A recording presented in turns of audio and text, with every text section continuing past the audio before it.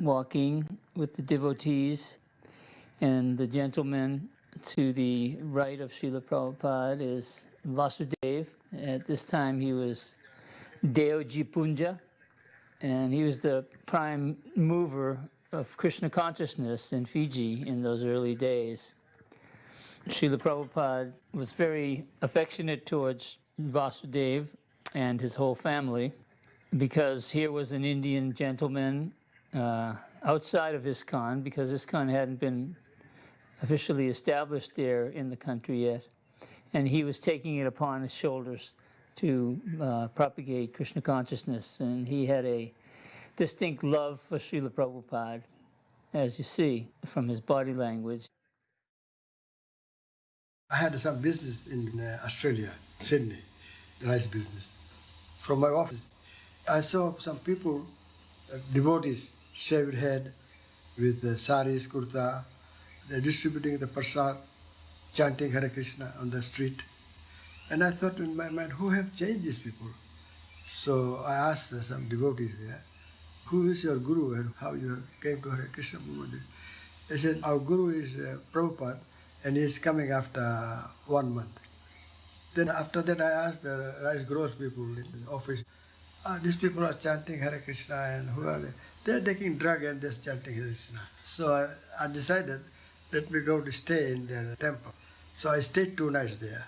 I saw early morning they wake up at 3 o'clock, cold shower they take, and arti and singing Hare Krishna mantra. Who have changed these people? So I decided to meet Prabhupada.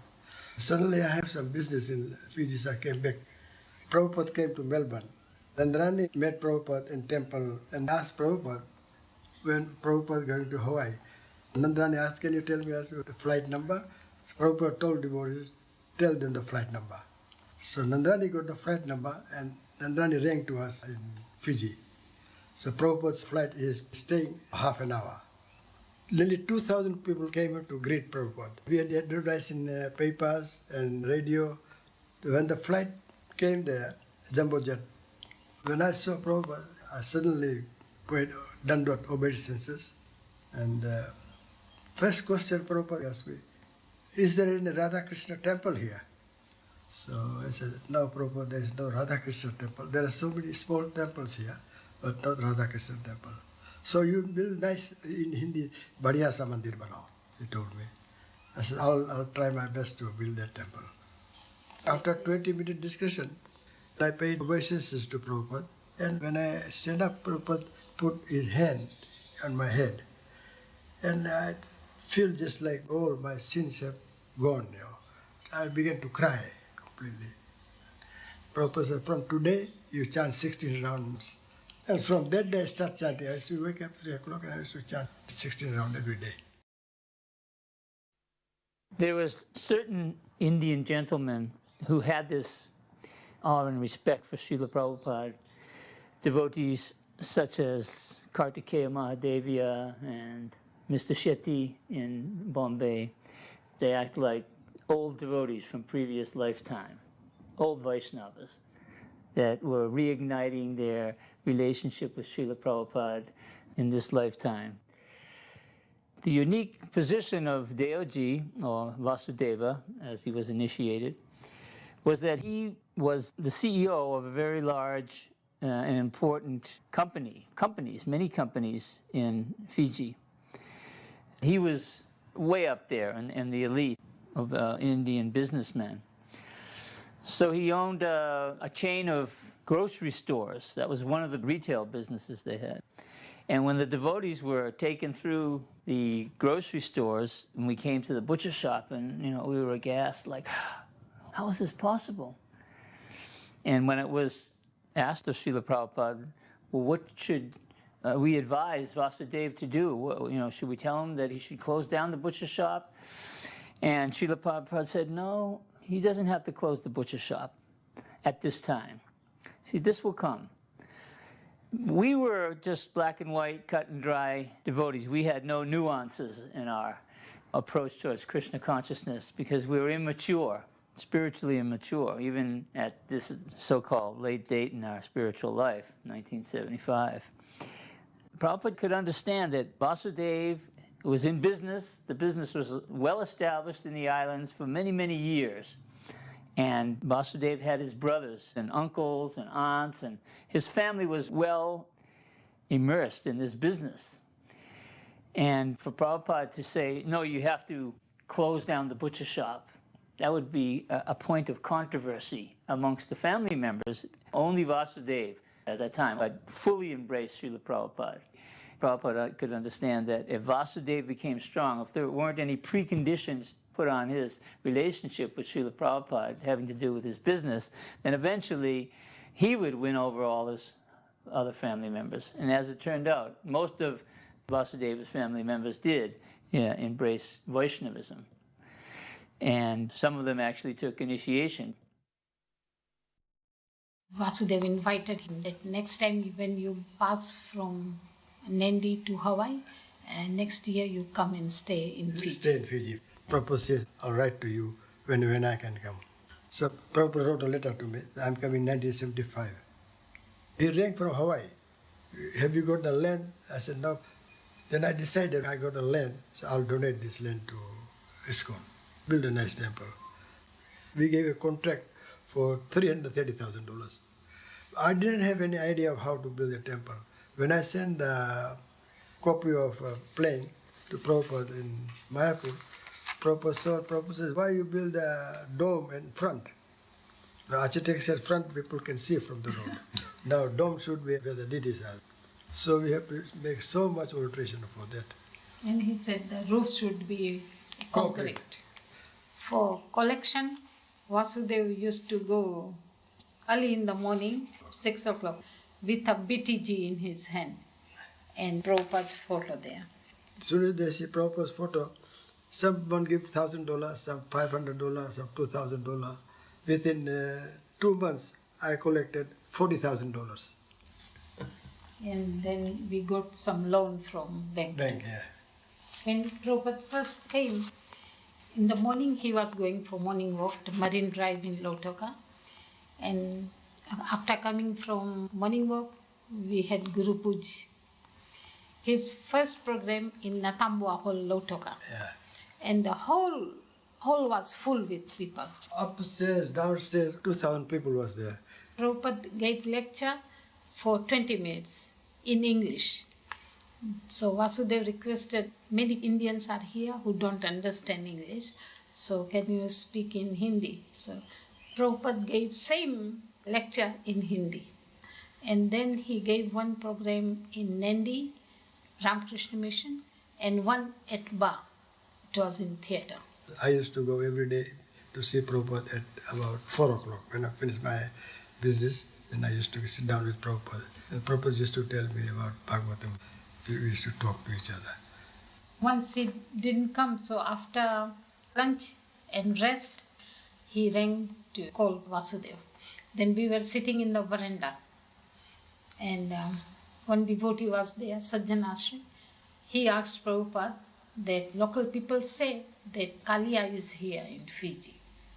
And Prabhupada asked, are there any wild creatures here, like wild lions and serpents? And he said no. Then he said, then Kaliya must be, maybe here. And after that he changed Name to make Krishna Kaliya temple. Some of the Hindus had said that this is Kaliya, who has come to Fiji when he was banished from the waters of the Jamuna, and that this big snake was living up in a big lake up on the top of a mountain where nobody went. And in Fiji, there's no snakes. So they told Prabhupada that. And Prabhupada said, yes. He said, then it is possible, because where there's the big snake, there's no small snakes, because the big snake will eat the small snakes.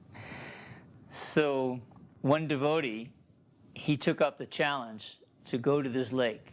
According to the superstition, if you went to this lake, you wouldn't come back or you would become insane. But not many people know how to get there. So he had to get a guide. And so we paid this guide some money. And he was a little bit reluctant, but finally he agreed. So they started to hike up there, and a big storm came up, big typhoon. winds were blowing, trees were knocked over. So the guide became spooked, and he said, no, this is the sign we're not supposed to go. So he abandoned him. So the devotee thought, well, I'm going to do it. So he didn't know how to get there, but he still tried to persevere. But the storm became too violent, and he couldn't do it. So because of that folktale, Vasudeva established the Krishna Kaliya temple. And it's a unique deity of Krishna dancing on the head of the Kaliya serpent. Then the next trip, Prabhupada came in 1976 Yeah, so laying foundation. to lay foundation. Yeah. At that time we got initiation. Yeah. I told Prabhupada, my brother Bhuvan Mohan will take initiation. Yes, you three. So next day Prabhupada told Parindra Das, make it ready, the yagna, and I'll give initiation. He asked Prabhupada, I want to take initiation from you. Prabhupada said, okay, save your hand. So myself and both same head, and we got ready to take initiation. After initiation, the next morning, Prabhupada called us in his room and gave second initiation next day, both of But us. before, Bhuvan Mohan says, I'm drinking tea, Prabhupada. From today you leave tea, tomorrow don't take tea. And Bhuvan Mohan said, I'm chanting other mantra also, Prabhupada. He says, this Hare Krishna mantra will conquer that. Prabhupada gave him initiation. And he presented first Mala to Vasudeva Prabhu, then to me, and then to Bhuvan Mohan. Upendra went to Fiji first, about a month before I arrived. And I believe it was September 1970. We were in Suva. People used to call us Mr. and Mrs. Swamiji, which we thought was very funny at that time, you know, because we wore our yellow dhoti and sari. When we were in Fiji, an Indian family had given us a small Lord Nrsimhadev deity. I still have him. He was always our deity who presided over our center and our preaching there in Fiji. He was the first Nrsimhadev deity that appeared in our movement, you know, so that was very significant. He was given to us soon after we had arrived there. On Sundays, we had a feast, and our place would be packed with Fijian people and Indian people. So they took very enthusiastically to the feast.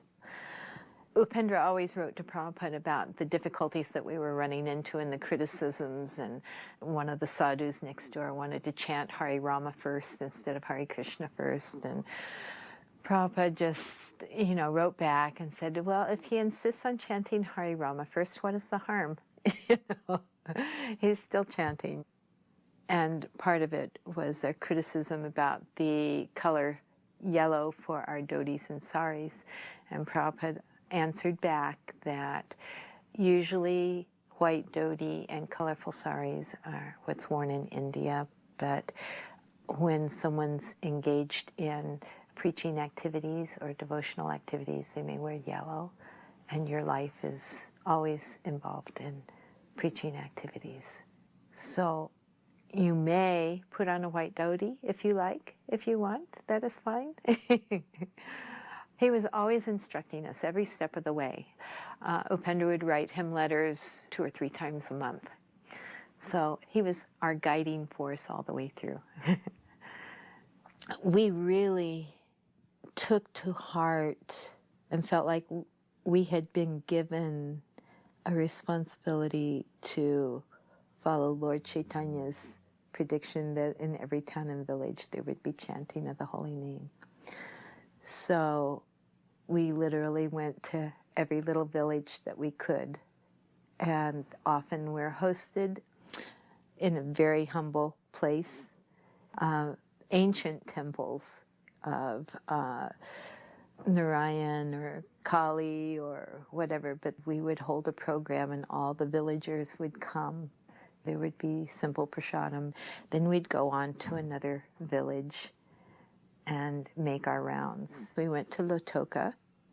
We had met Vasudev's father, who was a very elderly man at that point, and his 5 sons, of whom Vasudev was one of them. His father was a very devotional man and was always wanting to help in any way he could. And then we heard later how Vasudev had come around to want to know more about Krishna consciousness and follow Prabhupada. And it was very exciting for us to see that from our humble beginnings, that Vasudev was going to take up the mission and carry on Krishna consciousness there under Prabhupada's supervision. When we arrived in Fiji, I remember it was practically 1 o'clock in the morning after our flights from Australia, and it was Ekadasi. Of course, there was no temple then. We were staying at one Indian family's house, and they had prepared prasadam for all of us. And of course, it wasn't Ekadasi prasadam, but Prabhupada just said, it's okay, and that was it. So we took prasadam. So then we went to bed around 2:30 or 3 o'clock. So then, as Prabhupada did everywhere, when the sun was ready to come up, Prabhupada was ready for his morning walk. And that was always the case. It didn't matter how much Prabhupada was traveling, if he stayed in a place for 2 days or 2 weeks. As soon as Prabhupada got to the next place, he set his watch and he set his body and he just continued on. There was never any question, jet lag. The word didn't exist with Prabhupada. It wasn't something anyone talked about. Prabhupada never exhibited it. We went out on the morning walk and he would walk as quickly as he did everywhere for about an hour to an hour and a half. And then we had a program. Prabhupada always had a morning program. And he spoke. And then we had prasadam. And then Paramahamsa and I, we were just waiting for the opportunity to sleep again because we had only had like 3 hours of sleep. And for us, that was just really difficult. And we were hoping after breakfast, Prabhupada would take a nap. So I brought Prabhupada his breakfast, and then when he was finished, I came and took everything out, and Prabhupada laid down. So, I went back, I said, Prabhupada's resting. So Paramahamsa and I, we laid down. Of course, we fell asleep. We were out. And Prabhupada maybe took 15 minutes or something, and he was up. So finally, I heard a bell ring. So I went into Prabhupada's room, and it happened a few times where I would literally try to wake up as I was offering obeisances and exercise my eyes. So Prabhupada couldn't tell that I was sleeping. And I sat up, and as soon as I sat up, he said, why are you sleeping? Like dead men. Everyone's awake, the karmis are all working, but not the devotees. No, they're sleeping, he said. You're sleeping very soundly. Why are you sleeping? And of course, when Prabhupada asked, why were you doing something wrong? I never had a response because whatever you said, he would just take that apart. So I just said, oh, Prabhupada, I'm sorry. And what about Paramahamsa? Why is he sleeping? He said, call him in here. And he goes in, and immediately Prabhupada says, you're a sannyasi. Your business is to minimize bodily demands, minimize sleeping, minimize eating. He said, why are you sleeping? And Paramahamsa said, well, Prabhupada, I have jet lag. And I thought, oh no. And Prabhupada said, jet lag? He said, well, we just flew from here and done this. And Prabhupada said, so? He said, I'm also flying. I'm doing the same thing. I'm awake. And then he said, all right, go on. Go sleep if you want. So we'll go back to the room. And of course, we wouldn't sleep. And sometimes 5 minutes would go by, or sometimes a half hour, and he'd ring the bell again.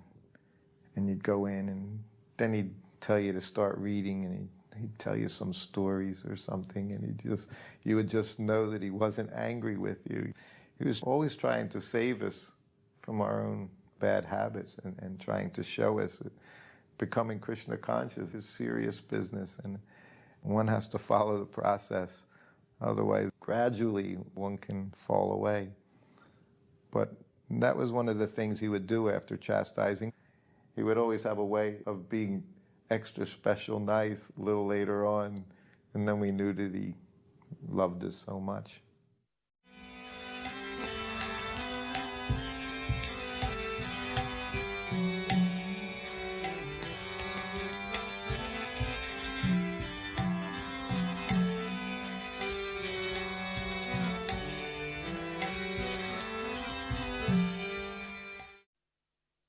first time I saw Srila Prabhupada was in the LA airport.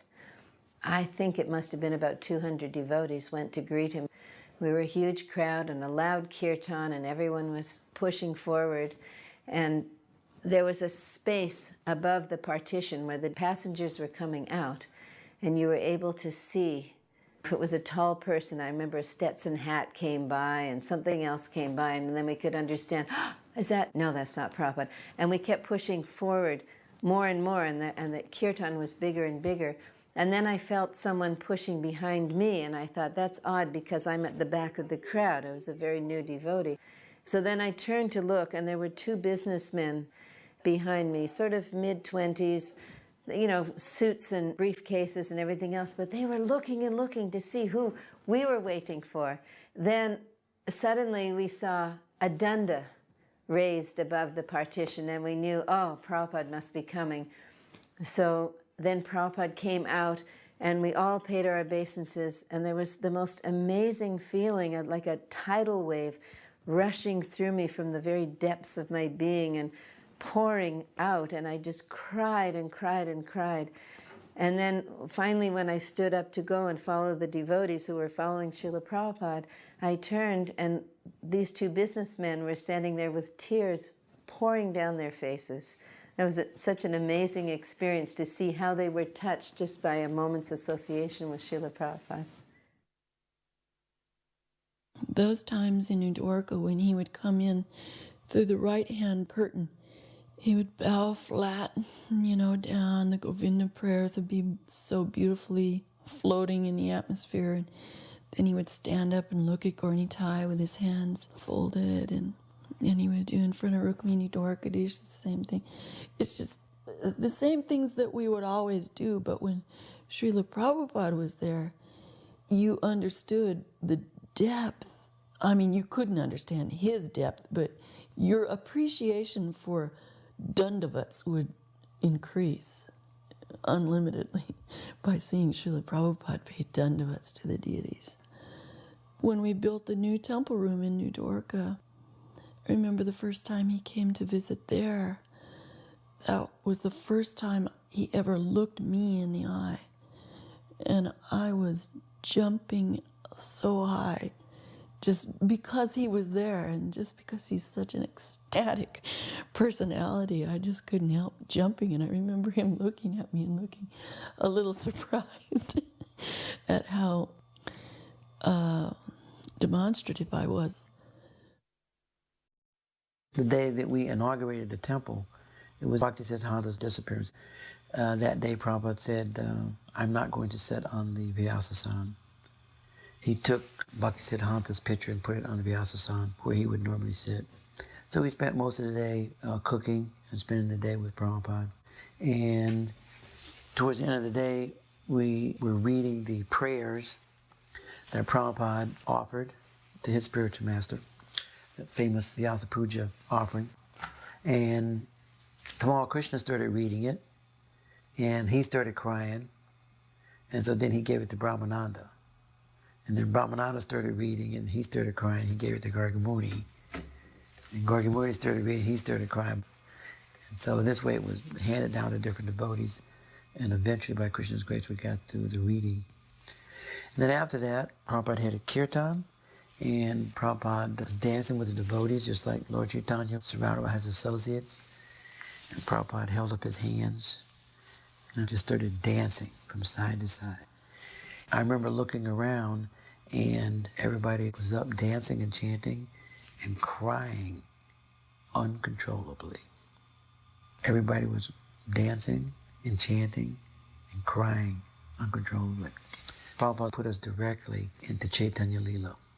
It was so powerful. You had a direct experience of Chaitanya Lila by his potency.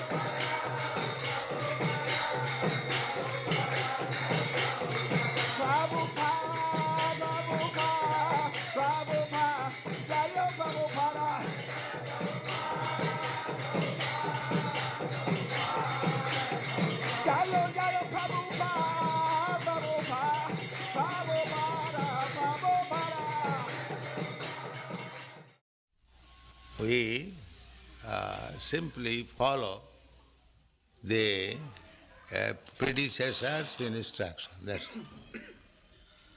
Our movement is very easy because we haven't got to manufacture something. Nowadays, a lot of devotees like to speak of Prabhupada as being very soft and compassionate. There's no doubt about that. But his compassion often would manifest in the most determined, focused way. He was the personification of the expression strictly business. He had a mission to do, and he left no doubts that he had a mission to do. And he expected his followers to be his assistants in his mission, and he would thank them for that, for helping him to please his spiritual master. If you will simply print and distribute my books in every language of the world, all over the world, automatically Krishna consciousness will spread. That was spoken in Los Angeles. I never forgot that. It was like the master stroke for ending all kinds of speculation. Prabhupada just laid it on the line. It was not that the ISKCON leaders were fanatical. It's just that Prabhupada laid it all on the line, and this is what he said. What could we do? Except try to fulfill his desire the way he said it would be fulfilled. That was our only value. Back then, devotees knew our only value is to just try to fulfill Prabhupada's desire the way he wants it fulfilled. We are receiving the transcendental knowledge through Guru Parampara, succession. So we have to simply take instruction from Guru, and if we execute that to our heart and soul, that is success. That is practical. I have no personal qualification, but I simply try to satisfy my Guru. That's all. My Guru Maharaj asked me that if you get some money, you print books. Prabhupada was teaching us the Sri Upanishad in the mornings. We could barely do anything. I mean, at least certainly myself. And the Sanskrit was just a blur, at least to us. And Prabhupada was teaching us the Sanskrit. And he would offer his obeisances before the three altars, and when he would sit down, we would all bow down. And then we would come up and we would chant the mantras. And only Jayatirtha really was learning them, and a couple of the devotees. And after maybe a week of this, he could tell we weren't taking it seriously. Prabhupada said, I am writing these books for you. You have to know these books. He said, if someone stops and asks you, can you read this, the Sanskrit? And you say, no, no, I'm not reading, I'm just selling. Prabhupada said, what is that? I'm writing these books for you. And it was just pleading with us, so then we took it very seriously after that to learn the Sanskrit. Yes. So I took up this from his mouth, that he is very fond of books. And he told me personally that if you get some money, print books. Therefore I am stressing on this point. Where is book, where is book, where is book? So kindly help me. This is my request. Print as many books in as many languages and distribute throughout the whole world. Then Krishna consciousness movement will automatically increase. The dance troupe portion of the Vaikuntha Players was in town, and they asked me to do musical accompaniment for a special showing, The Killing of Pralambasura, in the old temple room, only for Srila Prabhupada. There was narration from the Krishna book, and they acted out a dance drama pastime. So only Srila Prabhupada, his servant, and maybe one other devotee were in the temple room at the time. And I sat at Prabhupada's lotus feet with a mridanga, singing different bhajans to accompany the pure dance segment of the dance drama. And occasionally I would look up at Srila Prabhupada to see his reaction. And when Lord Balaram killed Pralambasura, striking him with his fist, at that moment I looked up at Srila Prabhupada, and his mouth dropped open, his eyes got very wide, and then he began smiling and laughing, and you could see he was totally immersed in the pastime, and he really expressed his appreciation of how hearing the pastimes was so important. And that's what made this so special, was that the story came to life by hearing the words of the pure devotee right from Krishna book, and then the dance accompanying it. It happened on 3 different occasions. I went in and Prabhupada was reading Krishna book, and he said, if you just read this one book, you can be Krishna conscious. He said, you don't have to read hundreds of books, just this one book. And he had his glasses on, and I was sitting in front of him. Then he just looked at me and he said, you don't even have to read the whole book, just one chapter. If you just read one chapter of this book, you can be Krishna conscious. And I'm just nodding my head, yes, Prabhupada. But he just kept staring. And then he said, you don't even have to read the whole chapter, just one page. And he just ran his finger down the page. And then he's looking, and he said, you don't even have to read the whole page, just one line. And he ran his finger across the line of the Krishna book. And I said, yes, Prabhupada. And he's still looking. And he said, you don't even have to read a whole line, just one word. And he pointed to a word in the book. He said, just one word of this book, if you read, you can become Krishna conscious, because Krishna is in every word. And then he put his head back down into the book, and I offered obeisances and I left. But he said that about 3 different books to me over a year. If you just read this one book, once it was Nectar Devotion, once it was Bhagavad Gita, once it was Krishna book. But he said, any one of these, if you just read this one book, you can be Krishna conscious. You can understand. Krishna is in every word. And this is what Prabhupada gave us. Nobody else has given us this. This direct connection to Krishna through his pure devotee. Different people are coming to visit Prabhupada, so everybody's bringing Prabhupada something. So the first person comes in, gives Prabhupada a nice gold Omega watch, real gold watch. Prabhupada says, thank you very much, puts it on, takes the watch he had on, and gives it to whoever was there. Then another person comes in, gives Prabhupada a gold Rolex watch. That must have been at least $3,500. He takes off the gold Omega, gives that away to somebody, puts the gold Rolex watch on, thank you very much. Then another person comes in and gives Prabhupada a Seiko, the cheapest of all 3 of them, right? Maybe it was a $100 watch.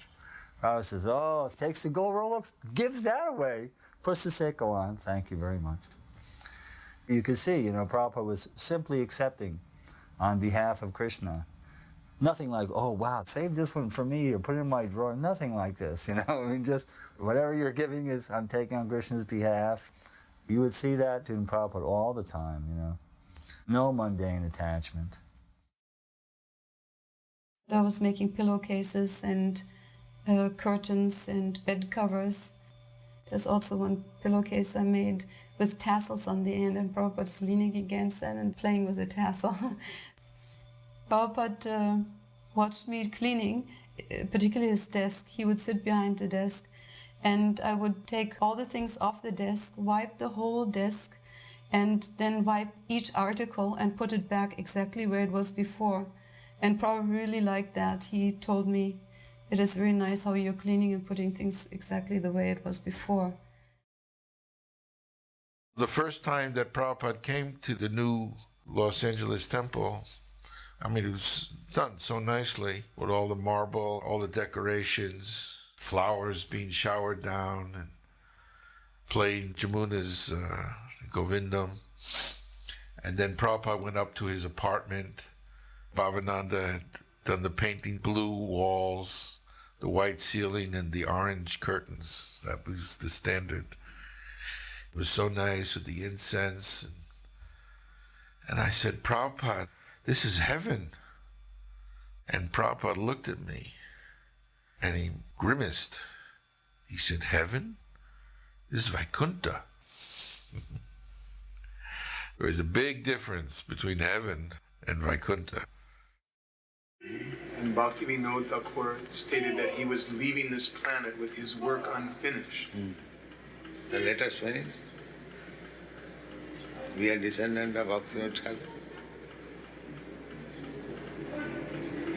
So he kept unfinished so that we shall get the chance to finish it. That is his mercy.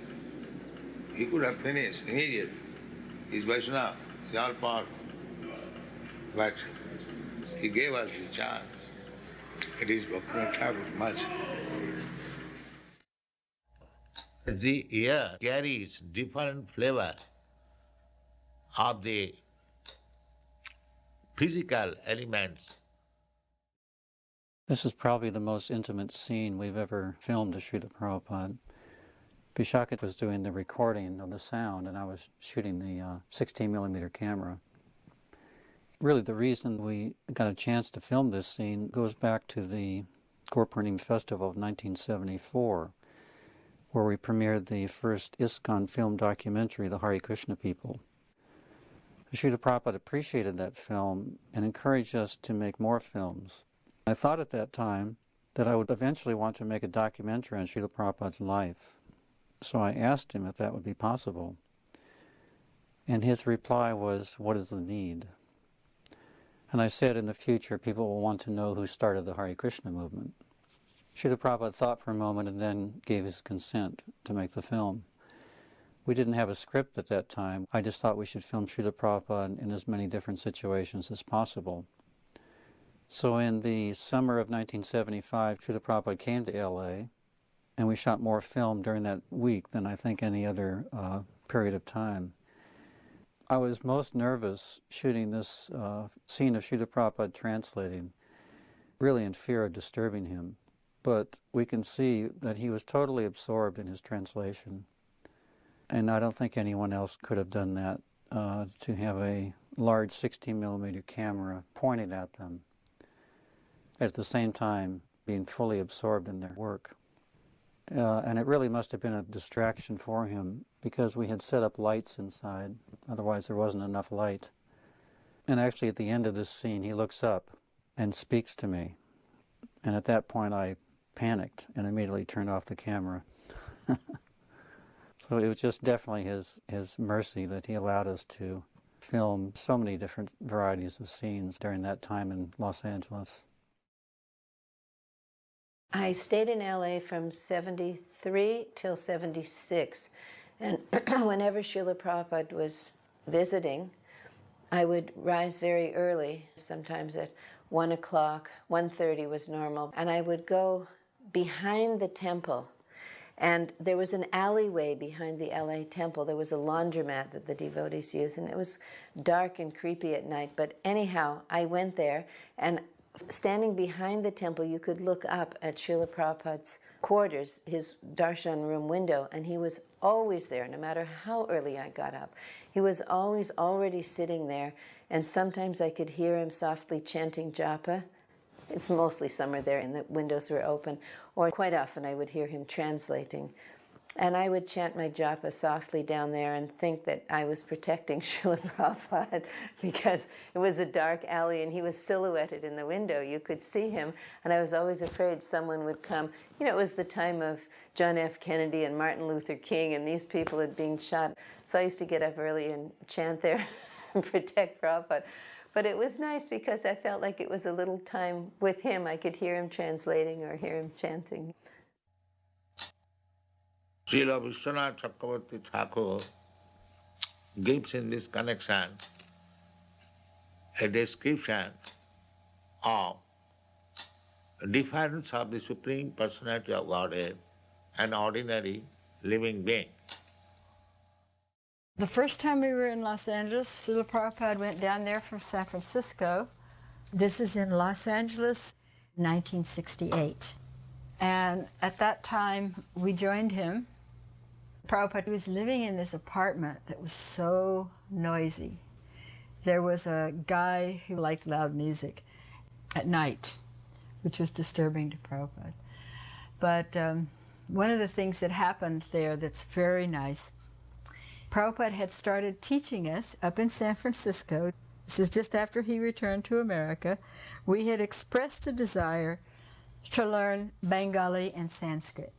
So every day we would come into his room at a certain time, and he would recite the alphabet, and we would recite it after him. And then he would talk about it.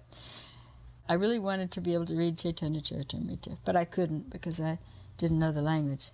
So Prabhupada taught me one verse from Chaitanya Charitamrita, which, by the way, was not printed at this time. Remember, there's only his big Chaitanya Charitamrita, which was always open every morning when I cleaned his room. That's what he would read in the early morning times, was his Chaitanya Charitamrita. I would find it open. It was beautiful. It just glowed. And I would clean it very nicely, and I would wish that I could read it and everything. He knew that I had this affection for Chaitanya Charitamrita. And so he taught me a verse from it. And he would ask me to sing it every day. Sri Krishna Chaitanya Nityanando Shahodito Gora Daye Pushpa Banto Chitra Shando Tamanido. And he explained that the meaning of this verse is that normally the sun and the moon don't rise together. But in this case, both the sun and the moon have arisen over the land of Gauda. And they're Lord Chaitanya and Lord Nityananda, who are just like the sun and the moon, and they're dispelling all the darkness of the world. And every day he would say, Govindasi, have you remembered that verse? And I would sing it to him. I never forgot it. And he was so happy. He was so delighted. So then we went down to LA, and many times he would ask me, have you remembered that verse? And I would sing it to him. He loved it. While we were in LA that time, this is the first time, we would sit at the kitchen table and write the letters. We were learning the alphabets of Sanskrit, Devanagari. And one time Prabhupada came into the room, and he looked over our shoulder at what we were doing for a few minutes. And then he said, Krishna does not need our service. He simply needs our love. He simply needs to see we're trying to serve him. Just like the teacher may see that the child is making scribbles, but he sees that the child is trying, so he feels happy. So it's like that. Krishna doesn't need anything from us, but he wants our love. He wants to see that we are trying to love him. It was a very profound instruction. And that was a very sweet time. I was working on the cover of the Gita, the original Gita, the purple one, and he was supervising it. It was a universal form. It had a lot of arms, but Macmillan took them all off. But the drawing that Prabhupada had me do had lots of arms. So Prabhupada would come in, and over my shoulder he would guide me in doing that. When Prabhupada took a nap, I would sit quietly and read. The books that Gursunder had gotten were the Chaitanya Charitamrita. They were done by an Indian. They were the only Chaitanya Charitamrita in English prior to Prabhupada's. 7 skinny little books that Gursunder had bought at some Indian store in New York. It wasn't Gaudiya Math. It was a translation by some scholar, but they were nice. They were better than nothing. And so I used to sit on the floor and read them while Prabhupada was resting, because we didn't have any books. Just remember, the Gita hadn't been printed. There was only the 3 volumes of Srimad Bhagavatam. So I would sit and read them, and Prabhupada could see how much we liked them.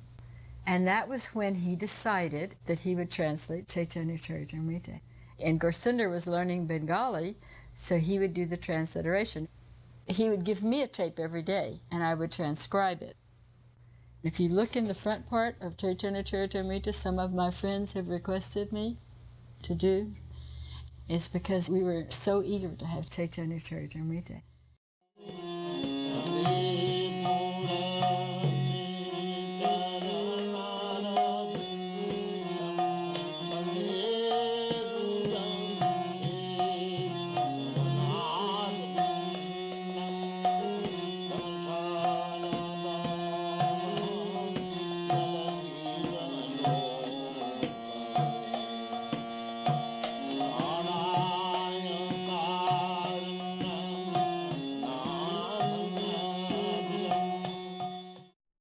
Of course, it was difficult to get on Prabhupada's morning walk. The scene that stands out in my mind would do anything to get on that morning walk with Prabhupada. And we weren't in that to get on those walks. But I'll claim how I was trying to. Written BT, they were just lying there. So Prabhupada had flown into Los Angeles, and it was a very tense beach walk. He was discussing how important it was to publish these books, and how upset he was that they were lying there, and he was demanding that they be published right away. He then asked, how long will it take? So, Radha production man. So we pulled ourselves back, and we discussed, how long will it take you to get me the book so I can send them to the printer? And he told me that he thought we could do one book every 2 months. I mean, at this point, we were doing one book every 4 to 6 months. So we went back into the walk, we caught up again, and we told Prabhupada, we think we can do one book every 2 months. So Prabhupada turned around and said, I want all 17 books done in 2 months. I just blurted out, Prabhupada, that's impossible. At that point, Prabhupada stopped walking, and he had a cane, and he planted it in the sand. And he turned around and looked at me very gravely and said, impossible is a word in a fool's dictionary. And there was complete silence. We were all stunned. We were just completely stunned. Here's Prabhupada, perfectly in touch with Krishna, telling us that this can be done. It seemed to defy the physical laws as we knew it. So after some very long moments of silence, Prabhupada started walking immediately, and the senior devotees, they just turned and started staring at me, like, so what are you going to do? Matter of just absolute blind faith of moment. We have to do this. Whatever. They just started different parallel production lines. The production line, 2 or 3 ships had to be together in one. It seemed more logical to do it in Los Angeles. We have the housing for everybody, and we can expand easily. So then we caught up to the walk, and we said to Srila Prabhupada, if we're going to do this, we have to move the entire BBT division from New York to Los Angeles. The art department, the production, everything. And Srila Prabhupada approved that. He said, fine, do it immediately. And we started. I was a very fast typist in the composing department, so they were trying to round up any of the past composers to get them all on board. And they flew me out from New Vrindavan to Los Angeles. I tell you, that was so nectarian that because of the support system that Ramaswar set up, a family was designated to cook or to maintain that devotee, do their laundry, feed them, because we were staying up in the nighttime, kind of irregular schedules, just to keep it around the clock, all the composers, the composing machines filled up.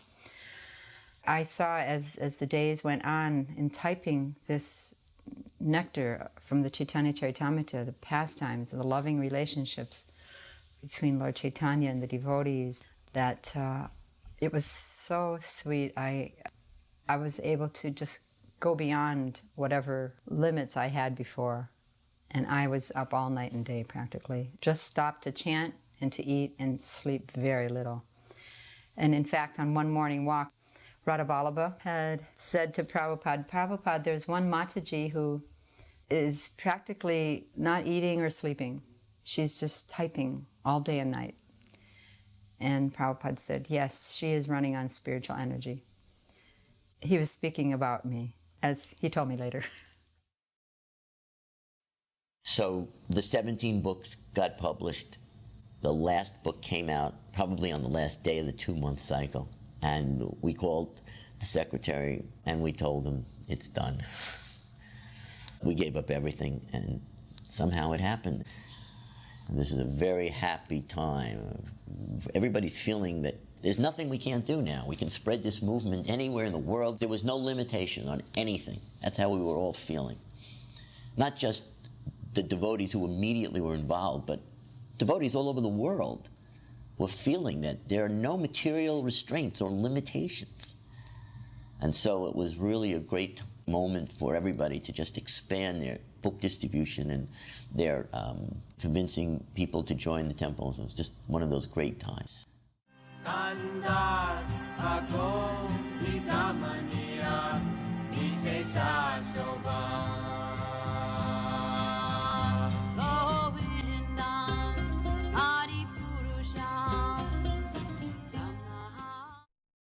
There was such a innocence, enthusiastic innocence that made everything very, very beautiful. And I just remember at all the programs, everyone would come with so much enthusiasm and excitement, all cleanly, freshly showered with beautiful fresh tilak.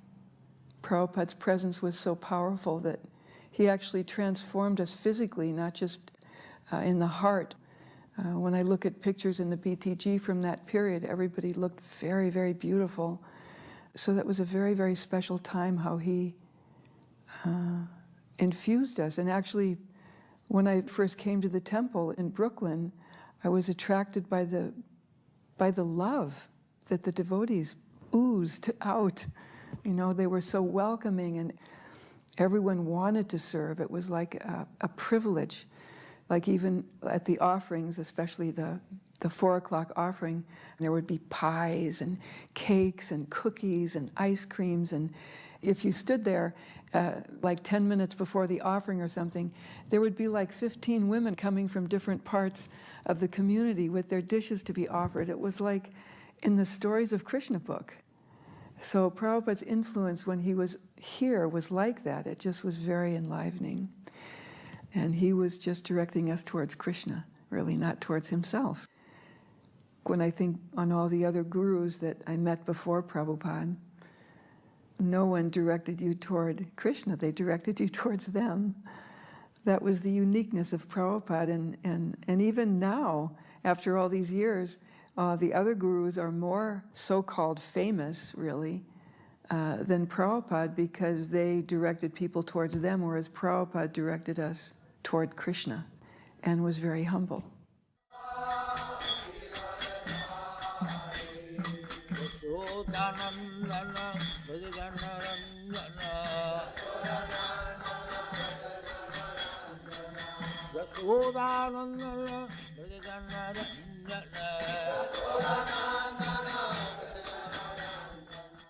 Srila Prabhupada gave some wonderful classes.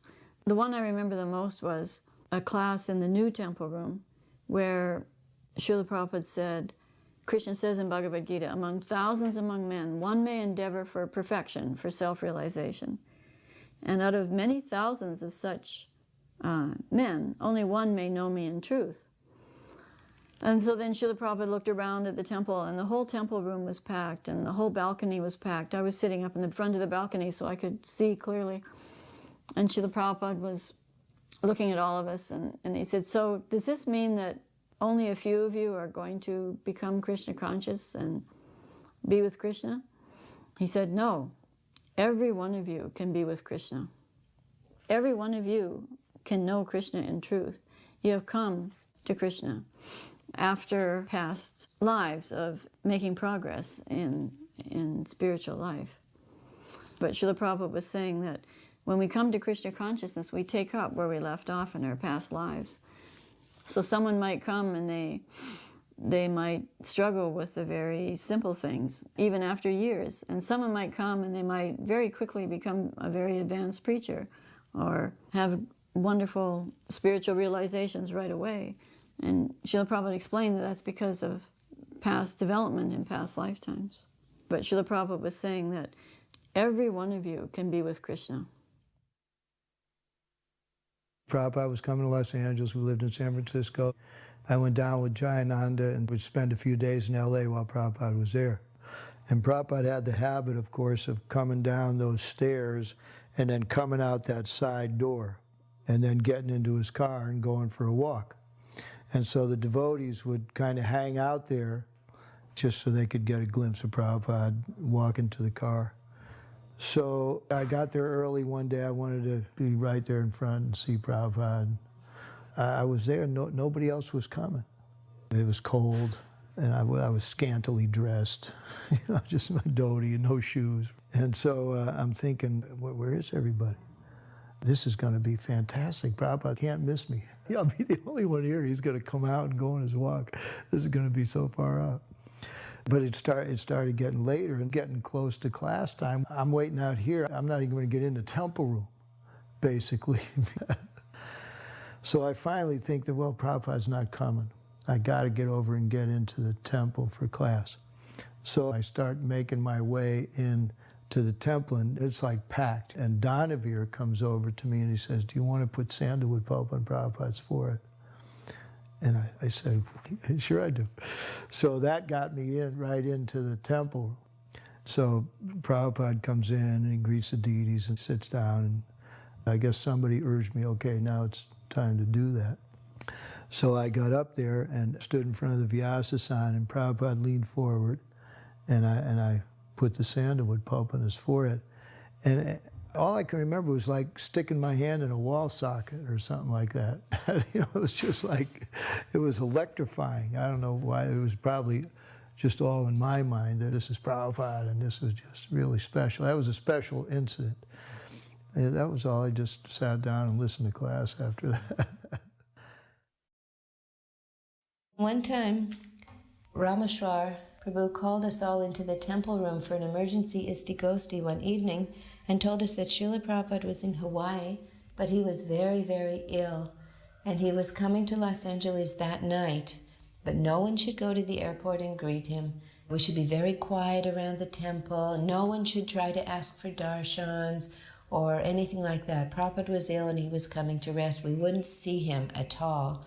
So at the end, he asked for questions. Now, my only service to Srila Prabhupada, a direct service, was to make these cookies that he gave out to the children. So I raised my hand and asked, well, should I make the cookies?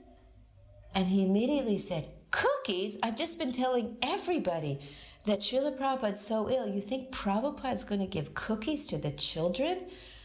And I just felt so bad.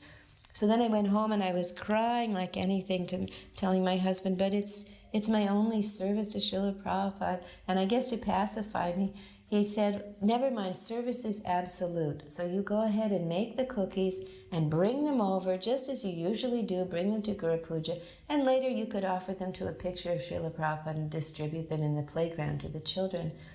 So that pacified me. And the next morning I got up early and I very carefully made the cookies. And I set them out in a beautiful silver plate. And I brought them over and tucked them behind the Vyasasana. And nobody expected Srila Prabhupada to show up for Guru Puja. We knew he had arrived in the night, but we knew he was very ill. And just before the curtains were to open, suddenly the door to Srila Prabhupada's quarters opened, and there was Srila Prabhupada, looking so ill, and he was being held up by two people. And the curtains opened, and they laid him down to pay full dandavats in front of Shishikornitai. Then they had to pick him up again. He was so weak, and they helped him again in front of Rukmini Dwarkadish and laid him down again, up and again in front of Lord Jagannath. And by that time, they were back at his door to go back to his quarters. And Srila Prabhupada said, no, there should be Guru Puja. And so they helped him up to his Vyasasana. And so we had a very short Guru Puja. And then they climbed up to help him down, and Srila Prabhupada said, no, there should be class. And so then Srila Prabhupada gave class, and I remember that even though he was speaking into the microphone, you could hardly hear him because he was so weak, and he was sitting with his head, all like fallen forward. He was so weak.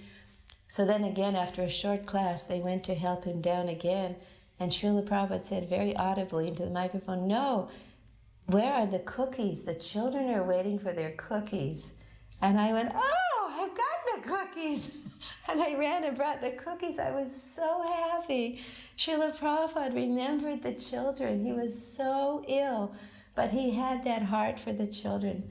And ill as he was, he waited till every last child, he'd given each one personally a cookie, and then he broke up the rest. By that time there was a huge kirtan, and he threw the rest of the cookies over out into the crowd of all the dancing brahmacharis, and everybody just went wild.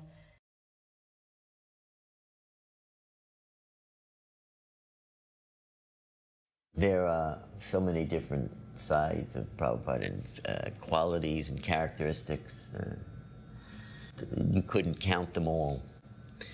And you always felt that Krishna was there speaking through Prabhupada. Prabhupada was giving gifts to Krishna. Very divine things were happening right in front of your eyes that you knew it was taking place and you were just a witness to it. So in these scenes, as I recall, Prabhupada, he had visions of building temples, and they involved the transfer of funds. American BBT had become very successful, and Prabhupada had a formula from the very beginning. 50% of the money will be used for books, and the other 50% will be used for building temples. We had considered those buses as temples, traveling temples, so we were allowed to do that. But Prabhupada had this great grand vision of the whole world and the future and laying the foundation for the movement throughout the world. And so he would, out of this vision, direct, in this case me, to understand what he wanted and understand where to transfer money, how to account for it, make sure it got to the right place and was used for the right purpose. And so some of this was done in correspondence, some of it was done in phone calls, and some of it, when I was fortunate enough, was done in person. When devotees requested Prabhupada's help to buy a farm, sometimes then the money would come from BBT. We were sending a lot of money to Mayapur, and we were sending a lot of money also to Bombay. So Prabhupada's vision was so all-encompassing and global. We didn't know what was going to come up next. We just knew that he had already seen everything, and now it was just unfolding, and he was letting us in on it, step by step. That's how we experienced Prabhupada building up the movement. I wouldn't even use the word business because it just doesn't do justice to what was really happening. This great grand vision, and Prabhupada just directing like a conductor in an orchestra, all the pieces to fall into place gradually. But he had already seen it in its full composition and grand performance, and we weren't there yet. Prabhupada already saw it completed, and he just got that sense that he was dealing with Prabhupada in past and present and future, just blended together. To form a little collecting. Los Angeles, Prabhupada had and most of the devotees had gone out on chanting on Sankirtan. I was staying in a room opposite the temple, and I was looking at it at the dusk, you know, with the evening star. And geez, I'd like to go up and see, thinking that Upami, and he was waving. I opened, when he visited the church, "You come down, I will take care of everything." And I said, no, no. An extraordinary thing that Prabhupada was saying to Upendra, and he looked at me, and it was just like electric, the atmosphere. Prabhupada would have a group of devotees come and sit, and Shamsundar would tell the different philosophies of the different philosophers for the philosophy book to be compiled.